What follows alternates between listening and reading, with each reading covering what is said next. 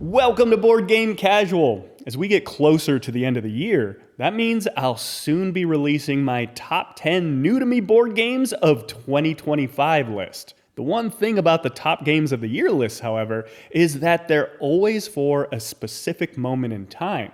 Yes, this is my number one game of this year, but how does it compare to my number one game from last year? And how do these games hold up in general over time?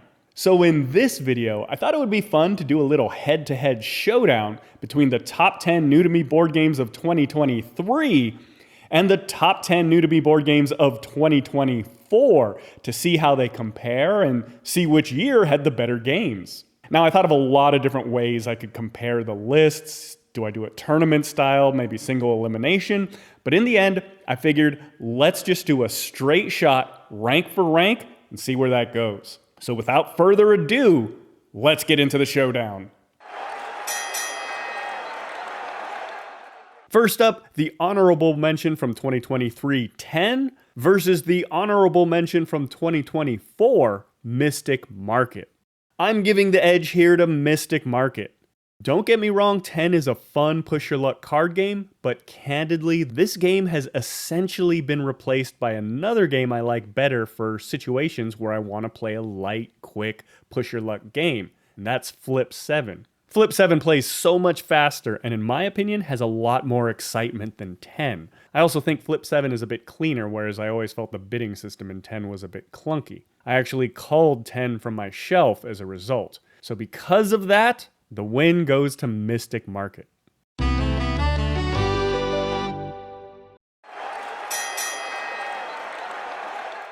The number 10 spot for 2023 I had shared between Raccoon Tycoon and Lizard Wizard. These are two games by the same designer that use the same core economy mechanism, but where Lizard Wizard has a bit of a bigger game around it. As time has passed, I think I appreciate Raccoon Tycoon a bit more than Lizard Wizard. I think the distilled version just seems a little more elegant.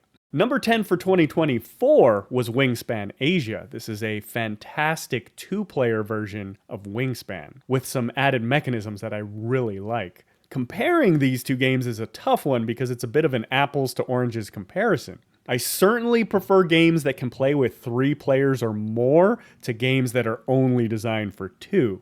But the Wingspan games overall are just so well done, and I really like how well Wingspan Asia plays as a 2-player game. In fact, I wish those mechanics were in the bigger game. Plus, it's my girlfriend's favorite game, so I'll give the win to Wingspan Asia.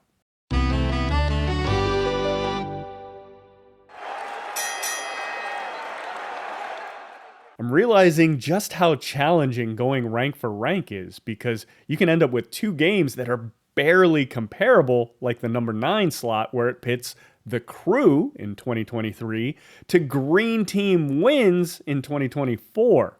These games are both great for very different reasons. While I'm super happy to have Green Team Wins on the shelf, and will continue to praise it as a game that's great for large groups that anyone can play, especially if they're not into board games, if I just look at which game I want to play more, hands down, it's The Crew. I love Green Team Wins for the occasions that it's good at, but The Crew is just a better game for my tastes. Winner, The Crew.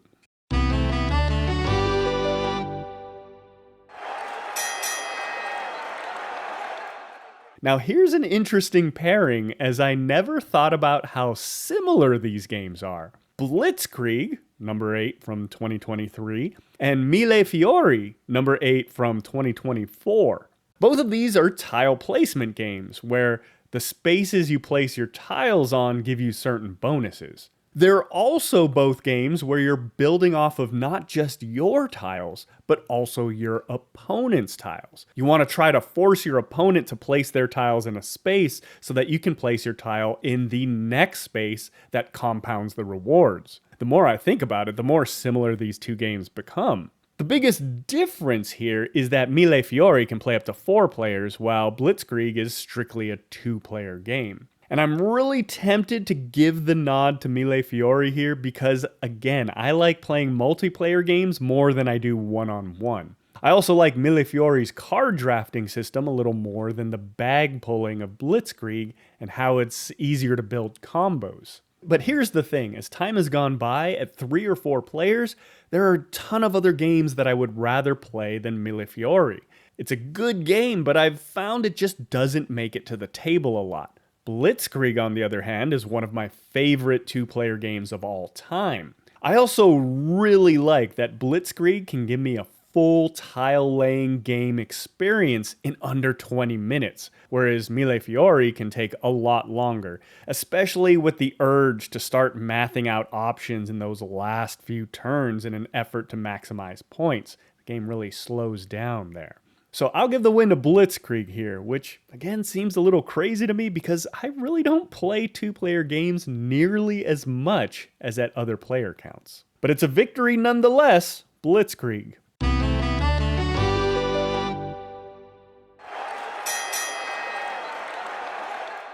For number 7, we've got Wonderland's War versus Splendor Duel.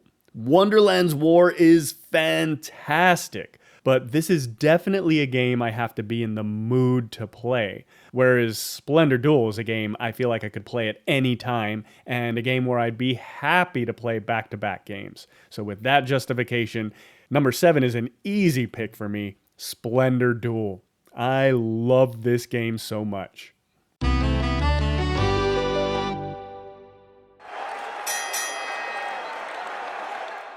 Number 6 on the 2023 list was Dune Imperium, and number 6 on the 2024 list was The Hunger. Interesting that 2 deck building games fell into the same slot. Well, The Hunger was a huge surprise for me in how much I liked it and how I personally still much prefer The Hunger to Clank. Dune Imperium is a much heavier and meatier game by comparison and with a lot more going on. So number 6 is an easy choice for me. That goes to Dune Imperium.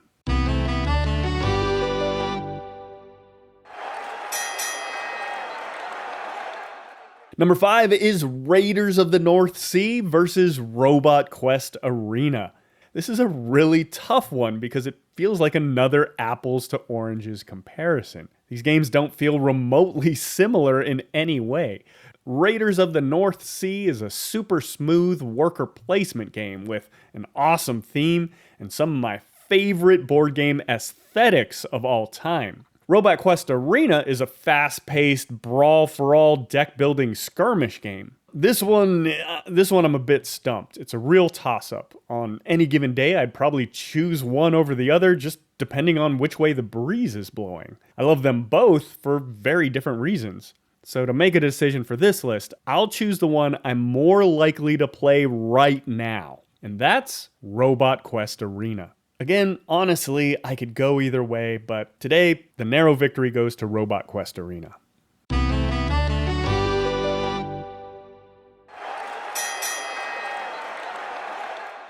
In the number 4 spot, we have Gizmos from 2023 versus Flamecraft from 2024. Not only is this a really tough decision, but I'm actually pretty surprised that both of these games were so high on their respective lists. I mean, they're both great games, but the number 4 spot, wow.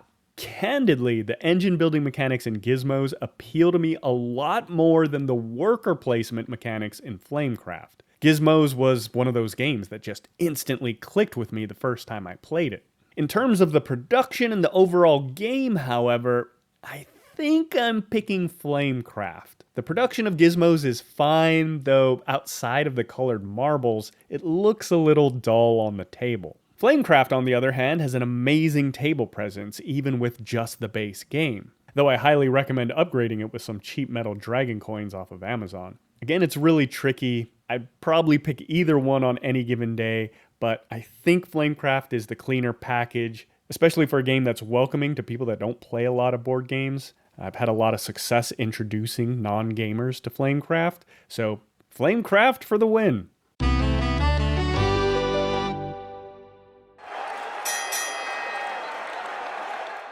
Okay, for number 3, we have QE from the 2023 list versus Heat, Pedal to the Metal from the 2024 list. Like Green Team Wins, QE is a game I love having on my shelf, particularly for people who say they don't like board games, or when I'm in a mixed group and want to play something easy to teach that puts everyone on a level playing field. That said, there was a period last year where I was playing a lot of QE. It was just such a great fit for my friends who don't play a lot of complex board games. So admittedly, I got a little burnt out and I'm cooling a bit on QE at the moment. And Heat is a fantastic game. It really gives you the feel of driving and is a ton of fun. So I'm giving this one to Heat, Pedal to the Metal.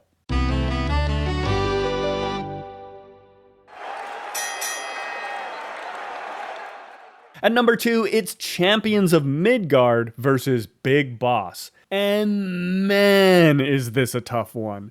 I like both of these games so much. Big Boss has such a great production, it's easy to teach, and it's been a hit every time I've brought it to the table. Champions of Midgard is a bit heavier, and I love the dice mitigation in this game. This is another one where I could pick either one on any given day. Right now, however, if I could only choose to keep one of these on my shelf and was forced to get rid of the other, I think it would be Champions of Midgard. So we're going to give the victory here to Champions.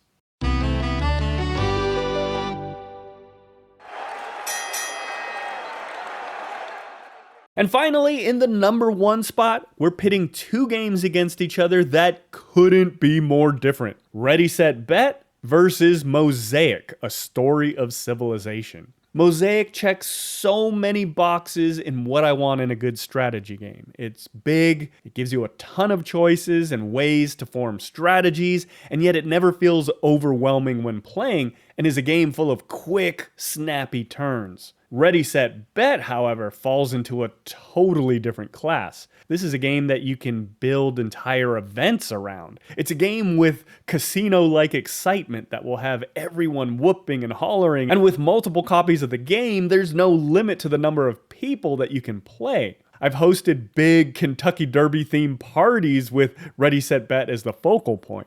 Once again, another tough choice here. And even though I'd say Mosaic is probably the better strategy game, especially for your typical board game enthusiasts, because of the overall experience and utility of Ready, Set, Bet, I'm giving the slightest of edges to Ready, Set, Bet here. It's a shame because, of course, Mosaic beats almost every other game on these 2 lists. But because Ready, Set, Bet is so unique and is such a fun game to have for those special occasions, I've got to give credit to Ready, Set, Bet.